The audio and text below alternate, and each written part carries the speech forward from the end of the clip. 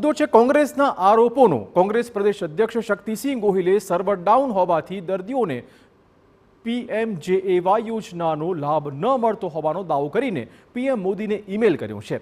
આ સાથે જ તેઓએ સીએમ ભૂપેન્દ્રભાઈ પટેલને આ મુદ્દે દરમિયાનગીરી કરવાની માંગ કરી છે અને જો સર્વર ચાલુ ન થવાનું હોય તો ઓફલાઈન સેવા શરૂ કરવાની માંગ કરાઈ છે। બીજી બાજુ રાજ્યના આરોગ્ય મંત્રી ઋષિકેશ પટેલે આરોપો ફગાવ્યા છે અને ઓફલાઈન સેવા ચાલુ હોવાનો જ તેમણે દાવો કર્યો છે। સાથે કહ્યું છે કે થોડા સમય માટે સર્જાયેલી ક્ષતિ દરમિયાન પણ સેવામાં કોઈ અવરોધ ઊભો થયો નથી।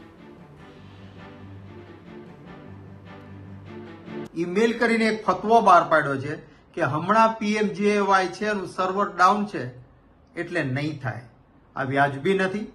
હું વિનંતી કરું છું, મેં પ્રધાનમંત્રીશ્રીને પણ ઈમેલ મોકલ્યો છે કે ભાઈ આવું ન ચાલે। ગુજરાત રાજ્યના મુખ્યમંત્રીશ્રીને પણ વિનંતી કરું છું કે આપ આમાં તાત્કાલિક ઇન્ટરફિયર કરો અને જો કદાચ આમનું સર્વર ન ચાલુ થવાનું હોય, વાર લાગે એમ હોય, તો ઓફલાઈન એમની પાસેથી વિગતો લઈ લેવી જોઈએ। જ્યારે સર્વર ચાલુ થાય ત્યારે કરે।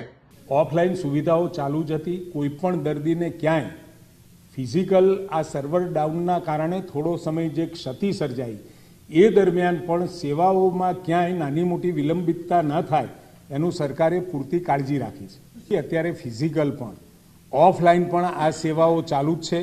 ક્યાંય એવો કિસ્સો કે એવી કોઈ ફરિયાદ અમારા ધ્યાનમાં પણ આવી નથી અને મૂકવામાં પણ નથી આવી।